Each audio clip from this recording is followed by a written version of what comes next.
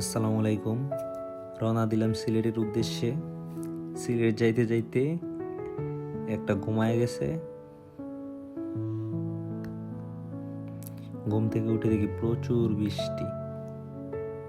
বৃষ্টিতে সিলেট শহরটা খুবই সুন্দর লাগছিল। এখন আমরা চলে এলাম পেট্রোল পাম্পে গ্যাস নেওয়ার জন্য। যেহেতু সিলেট বৃষ্টি হয়েছে, গ্যাসের সংকট বলতে কারেন্ট নাই, তাই একটু লেট হয়েছে। এখন আমরা সোজা চলে গেলাম পাঞ্চি রেস্টুরেন্টে সকালের নাস্তা করার জন্য। সকালের নাস্তা আমরা খিচুড়ি অর্ডার দিয়েছি। চলে এসেছে আমাদের খিচুড়ি, খুবই সুস্বাদু।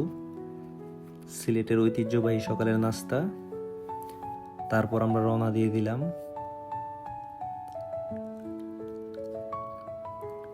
চারপাশে চা বাগান, মাঝখান দিয়ে রাস্তা, খুবই সুন্দর প্রাকৃতিক পরিবেশ। এখন আমরা ইসলামপুর এসে পৌঁছালাম। এটা ইসলামপুরের বর্ডার সাইড, খুব সুন্দর প্রাকৃতিক পরিবেশ। আমরা হাঁটাহাঁটি করছিলাম। সামনে যেতেই চোখে পড়ে একটা ছোট্ট নদী। 3 বন্ধু মিলে নদীটা পার হচ্ছিলাম। এখন আমরা আস্তে আস্তে নদীটা পার হচ্ছি। অল্প পানি, তবুও প্যান্ট ভিজে যায়। ফাইনালি আমরা এখন নদীটা পার হব। মাঝখানে ছোট্ট একটা বিটু নিয়ে নিলাম। যাই হোক, এখন আমরা নদীটা পার হয়ে গিয়েছি প্রায়। নদী পার হয়ে আমরা চলে এলাম ইন্ডিয়ার বর্ডার সাইডে। ওই দেখুন, ইন্ডিয়ার বর্ডারের বেড়া দেখা যাচ্ছে। ওই পাশে ইন্ডিয়া, এই পাশে বাংলাদেশ।